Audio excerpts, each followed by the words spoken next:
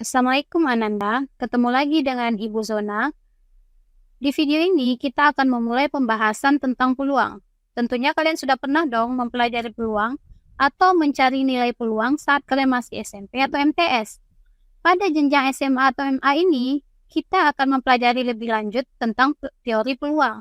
Oke, nggak pakai lama, kita mulai belajar yuk.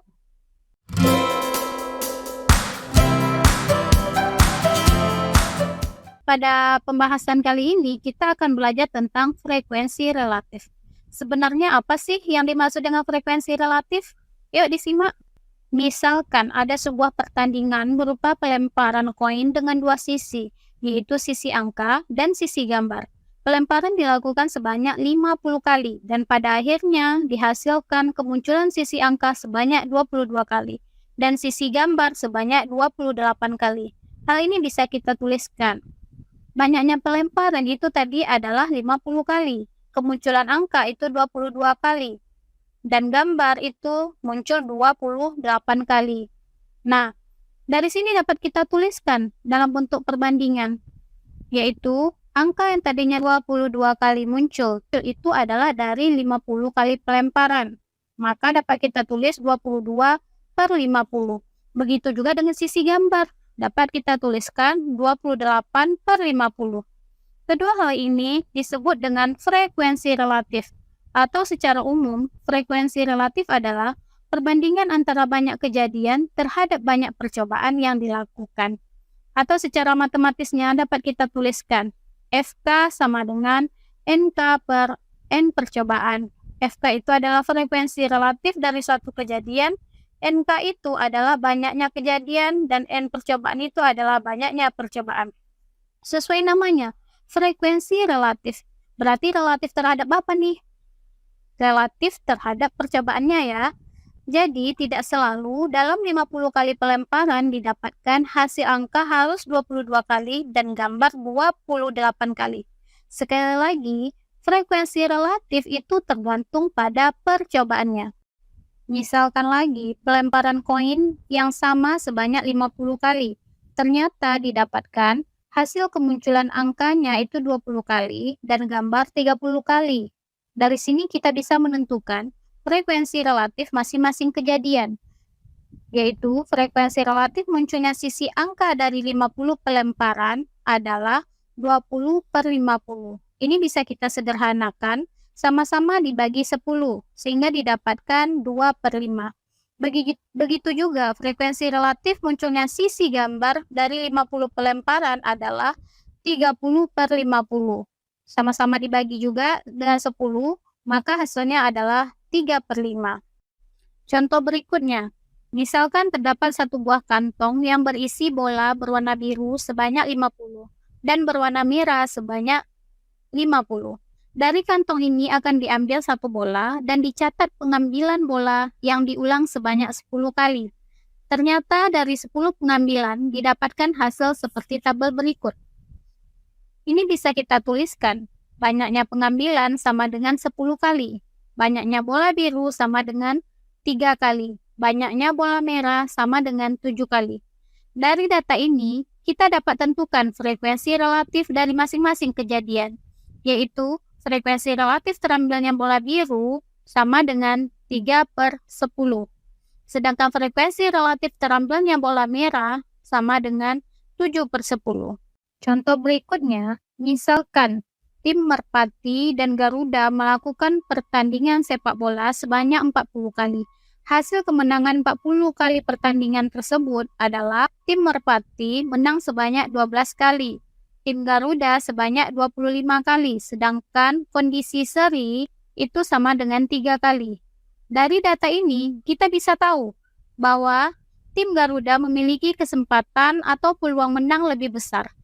Peluang yang dimaksud di sini adalah peluang empiris suatu kejadian yang memiliki pengertian yang sama dengan frekuensi relatif suatu kejadian, di mana keduanya memiliki pengertian perbandingan dari banyaknya kejadian dibandingkan banyaknya percobaan. Dari pengertian ini, kita bisa menentukan peluang empiris dari kejadian pertandingan tersebut, yang mana banyaknya pertandingan tadi adalah sebanyak 40 kali.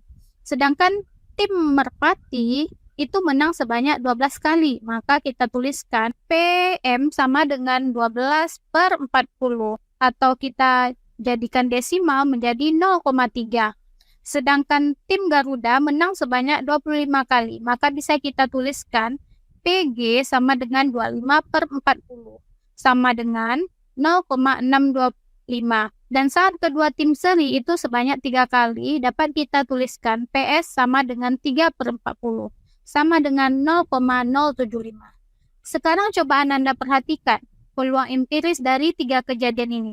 Ketiganya ini nilainya berada di antara 0 sampai 1. Jadi dapat kita simpulkan bahwasanya peluang empiris suatu kejadian atau frekuensi relatif suatu kejadian itu nilainya antara 0 sampai 1. Kemudian ada pertanyaan nih, apakah nilainya bisa kurang dari 0 atau lebih besar atau sama dengan 1? Kita cermati satu-satu. Apakah nilainya bisa kurang dari 0? Nah, kita harus perhatikan lagi pengertian dari peluang empiris suatu kejadian, yang mana tadi pengertiannya adalah perbandingan banyaknya kejadian dibandingkan banyak percobaan. Contohnya, tim merpati menang. Mungkin nggak tim merpati menang nilainya negatif? Nggak mungkin kan?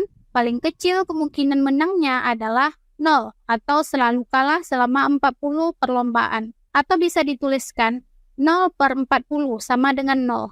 Jadi ini berarti tidak mungkin kurang dari 0, tapi paling kecil adalah 0. Sekarang, apakah bisa lebih besar dari sama dengan 1? Sekali lagi, kembalikan ke pengertian peluang empiris dan frekuensi relatif satu kejadian tersebut. Misalkan, tim merpati menang. Tim merpati ini bisa nggak sih menang lebih banyak dari pertandingan yang dilakukan? Pertandingan yang dilakukan sebanyak 40 kali. Tapi mungkin nggak tim merpati menang sebanyak 41 kali dari 40 pertandingan? Nggak mungkin kan? Jadi, yang paling mungkin itu adalah peluang tim merpati menang kalau saking beruntungnya ini ya, adalah 40 kali dari 40 pertandingan. Atau 40/40 sama dengan 1. Jadi, batas peluang empiris dari suatu kejadian adalah kurang dari atau sama dengan 1. Dan ini adalah karakteristik dari peluang empiris tersebut, atau frekuensi relatif dari suatu kejadian, di mana nilainya berada di antara 0 sampai dengan 1, di mana 0 dan 1 termasuk di dalamnya, dan nilainya lebih besar dari sama dengan 0 dan kurang dari sama dengan 1.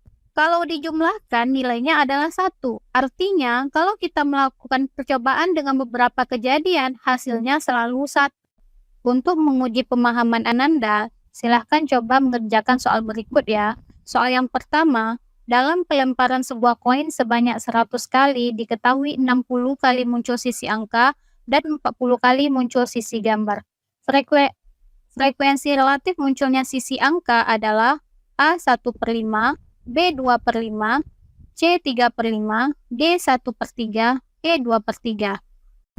Soal kedua, diketahui tabel hasil percobaan pelemparan 60 buah dadu dengan 6 sisi seperti tabel di samping. Peluang empiris muncul mata dadu 4 adalah A. 10%, B. 16,67%, C. 20%, D. 33,33%, E. 50%. Silahkan dicoba ya Ananda. Ingat, kamu bisa kalau kamu berpikir bisa. Oke Ananda, itulah pembahasan kita hari ini ya. Ibu ulangi, frekuensi relatif atau peluang empiris adalah perbandingan antara banyaknya kejadian terhadap banyak percobaan yang dilakukan. Atau secara matematisnya dituliskan FK sama dengan NK per N percobaan, di mana K adalah kejadian, PK adalah peluang empiris suatu kejadian, FK adalah frekuensi relatif suatu kejadian, dan N banyaknya. Maksudnya adalah NK itu adalah banyaknya kejadian, dan N percobaan itu adalah banyaknya percobaan. Ingat, nilai frekuensi relatif atau peluang empiris ini berada di antara 0 sampai 1, di mana 0 dan 1 termasuk di dalamnya, atau nilainya lebih besar dari sama dengan 0 dan kurang dari sama dengan 1. Sampai jumpa di video berikutnya ya. Assalamualaikum warahmatullahi wabarakatuh.